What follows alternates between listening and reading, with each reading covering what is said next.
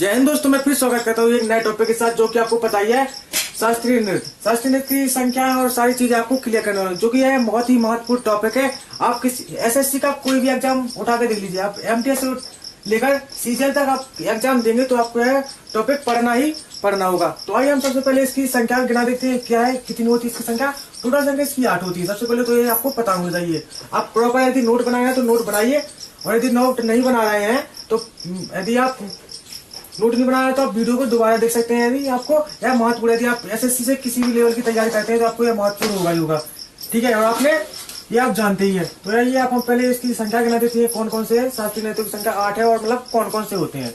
सबसे पहले तो होता है भरतनाट्यम, फिर ओडिसी, मणिपुरी के बाद कुचिपुड़ी का आता है कथक या नटवरी, फिर बाद आता है जैसे मोहिनी अट्टम, फिर आता है कौन सा कथकली के बाद है सत्रिय। यह 8 संख्या होती है शास्त्रीय नृत्य की। यह बहुत ही महत्वपूर्ण, इसके बारे में आपको थोड़ी हम जानकारी दिखा देते हैं। भरतनाट्यम के बारे में हम थोड़ा सा और बता देते हैं, केवल इसकी डिटेल बता देते हैं थोड़ी। केवल इसका प्रारंभ कब से होता है, इसका आरंभ कब से होता है, इसका पुराना नाम क्या था, इसमें कविता का पाठ कौन करता है, इसकी जानकारी हमें कहाँ से मिलती है, सारी चीजें हम आपको क्लियर कर देते हैं। तो आइए फिर नोट बनाना तो आप प्रॉपर नोट बनाते जाइए, ठीक है। मैं साइड में हो जाऊंगा, आप स्क्रीनशॉट लेना चाहे तो मैं पहले बता दूं, फिर इसके बाद आप स्क्रीनशॉट ले सकते हैं। सबसे पहले तो आइए इसका पुराना नाम जान लीजिए हम। इसका पुराना नाम की बात कीजिए भाई। पुराना नाम भरतनाट्यम के पुराना नाम की बात कीजिए तो यह कौन था, सादिर था भाई। पुराना नाम कौन था, सादिर। भरतनाट्यम का पुराना नाम कौन था, सादिर। भाई आप प्रॉपर लिखते जाइए, बहुत ही मोस्ट टॉपिक है, ठीक है। इसके बाद आप देखिए इसका स्टार्टिंग या आरंभ की बात की जाए,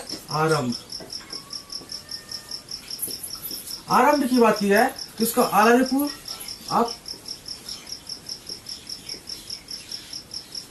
आलारीपुर, इसका जो आरंभ होता है वो कहां से होता है, आलारीपुर से होता है। तथा इसका प्रारंभ यानी कि जो अंत होता है, अंत भी कह सकते हैं आप इसका अंत, ठीक है।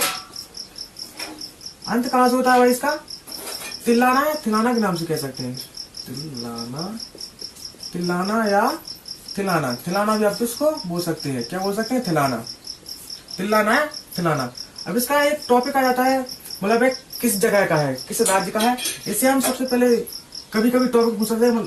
कभी 4 नृत्यों को दिया जाता है और उसमें पूछा था कि शास्त्रीय नृत्य मतलब दक्षिण भारत का कौन है, तो यह किस कौन रहता है, दक्षिण भारत का जाता है। दक्षिण भारत कहाँ का, दक्षिण भारत का। और दक्षिण भारत में कहाँ का है, तमिलनाडु का है। कहाँ का है, तमिलनाडु का है। प्रॉपर हो गया, ठीक है। आपको ये चार चीजें सारी की सारी आपको समझ में आ गई। कहाँ का है, स्थान की बात कीजिए, प्लेस, जो आप जानते ही हैं।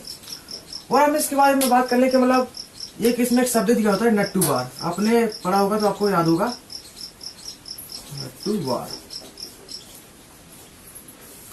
नट्टू बार होता है। नट्टू बार भरतनाट्यम में किसका कार्य करता है, आपको यह जानकारी नहीं होगी तो यह आपको नहीं लगेगी। जो भी आप लिख सकते हैं वो लिखना चाहें। नट्टू बार जो है इसमें क्या कहता है, कविता का पाठ करता है। क्या कहता है, कविता का पाठ। मैं बहुत ही शॉर्ट में आपको बताता जा रहा हूँ, ठीक है। आपको कोई थ्योरी लिखने की जरूरत नहीं है, प्रॉपर नोट बनना चाहिए, आपको याद हो जाएगा। नट्टू बार क्या कहता है, कविता का पाठ करता है। क्या कहता है भाई, कविता का पाठ करता है नट्टू बार, ठीक है। इसके बारे में जानकारी हमें कहां से मिली है, और तो इसकी जानकारी की बात कर ली हम। भरतनाट्यम के बारे में जानकारी शिल्पाधिकारम तमिल ग्रंथ से मिली। किससे मिली, तमिल ग्रंथ। ये जो तमिल ग्रंथ है कौन सा है, शिल्पाधिकारम।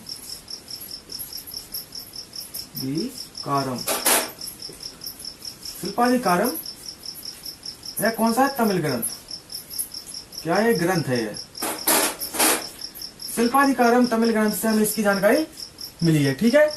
तो आपको मैंने ये बता दिया है। आप स्क्रीनशॉट लेना चाहें तो आप स्क्रीनशॉट ले सकते हैं।